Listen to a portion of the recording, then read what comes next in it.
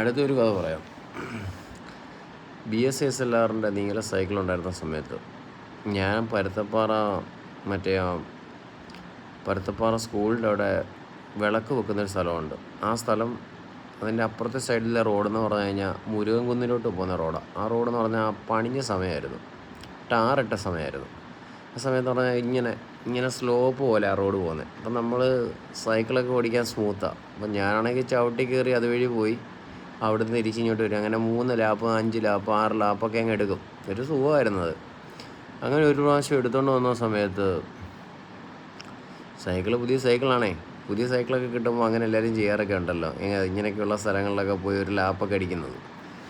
അങ്ങനെ ആയി കഴിഞ്ഞപ്പം ഞാൻ വൈകുന്നേരം ഒരു 5:45 6 മണി ആയപ്പോഴത്തേക്കും ഞാൻ അങ്ങോട്ട് പോയി തിരിച്ചിങ്ങോട്ട് വന്നപ്പം ഒരു പുള്ളിക്കാരി ഭയങ്കര വലിയ വിറകൊക്കെ ആയിട്ട് ഒരു അമ്മച്ചിയാണ്, പാടും അമ്മച്ചി ഭയങ്കര വലിയ വിറകൊക്കെ ആയിട്ട് ഇങ്ങനെ പോകുന്നുണ്ട്.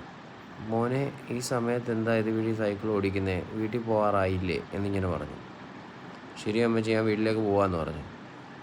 ഞാൻ അങ്ങോട്ട് 1 2 ചവിട്ടിയിട്ട് അങ്ങോട്ട് പുറകോട്ട്, വേറെ വീടില്ല, കാര്യങ്ങളില്ല, ഫുള്ള് റബ്ബർ തോട്ടമാണ്. അവിടെ വൈകുന്നേരം അവിടെ പരുത്തപ്പാറ സ്കൂളിൻ്റെ അവിടെ ചെറിയൊരു കാവുണ്ട്. ആ കാവിൻ്റെ അവിടെ വിളക്ക് വെക്കുന്ന ആ ഒരു വിളക്കിൻ്റെ ആ ഒരു ഇതുണ്ടല്ലോ, പ്രകാശം, രശ്മി, അത് മാത്രമേ ഉള്ളൂ അവിടെ. അങ്ങനെ കഴിഞ്ഞപ്പോഴത്തേക്ക് ഞാൻ തിരിഞ്ഞു നോക്കിയപ്പോൾ അവരെ കാണുന്നില്ല. ഞാനാകെ ഞെട്ടിപ്പോയി. എൻ്റെ പൊന്നെ, ആ ഒരു കാര്യം ഒന്നും മനസ്സിലാക്കാൻ പറ്റില്ല. അത് കഴിഞ്ഞതിന് ശേഷം ഈ സംഭവങ്ങൾ ഇങ്ങനെയൊക്കെ ഞാൻ അടുത്തുള്ള കടക്കാരോടെല്ലാം പറഞ്ഞു. വർഷങ്ങൾ മാറി, നേഴ്സിംഗ് പഠിക്കുന്ന സമയമായി. ആ സമയത്ത് ഞാനും റിഷാദും റഹീമും എൻ്റെ കൂട്ടുകാരായിരുന്നു. അതിൽ റിഷാദ് ഞാനിവിടെ അവിടെ ഒരു ദിവസം വൈകുന്നേരം ഇതുപോലെ സംഭവങ്ങളൊക്കെ ഉണ്ടോയെന്ന് അറിയാൻ വേണ്ടി ഒന്ന് പോയി. അപ്പോൾ എന്നോട് ഇവൻ പറഞ്ഞു, ഒരു 6:30 സമയമാണേ. അപ്പോൾ അവിടെയുള്ളവർ മാത്രമേ ഉള്ളൂ ആ ഭാഗത്ത് ആ സമയത്തൊക്കെ പോകുന്നത്. ബാക്കിയുള്ളവരൊന്നും അങ്ങനെ അതുവഴി എടുക്കാറൊന്നുമില്ല. റിഷാദ് എന്നോട് ചോദിച്ചിടോ, നിൻ്റെ അടുത്ത് ഇപ്പോൾ ഒരു യക്ഷി വന്നു, നീ എന്നെ ചെയ്യും? ഞാൻ പറഞ്ഞു, എൻ്റെ കയ്യിൽ കുരിശ് കിടപ്പുണ്ട്, ഞാൻ കുരിശ് വെച്ച് ഞാൻ പ്രാർത്ഥിക്കുമെന്ന് പറഞ്ഞു. ഇവ അന്നേരം പറഞ്ഞു, പിന്നെ യക്ഷി, ഞാൻ വന്നു കഴിഞ്ഞാൽ ഞാൻ യക്ഷിയെ പോലെ കടിച്ച് കീറി കൊല്ലുമെന്ന് പറഞ്ഞു റിഷാദ്. പിന്നെ ദൈവമേ, അപ്പോൾ അറിഞ്ഞു തീർന്നില്ല. അന്ന് എൻ്റെ കയ്യിലിരുന്നത് ഹോണ്ട ആക്റ്റീവ, പുത്തൻ വണ്ടി ആയതുകൊണ്ടും വണ്ടിക്ക് യാതൊരു കംപ്ലൈൻറ്റ് ഇല്ലാത്തത് കൊണ്ടും, പുതിയ വണ്ടിയല്ലേ, രജിസ്ട്രേഷൻ കഴിഞ്ഞിട്ട് ആ 4 ദിവസം കഴിഞ്ഞതേ ഉള്ളൂ.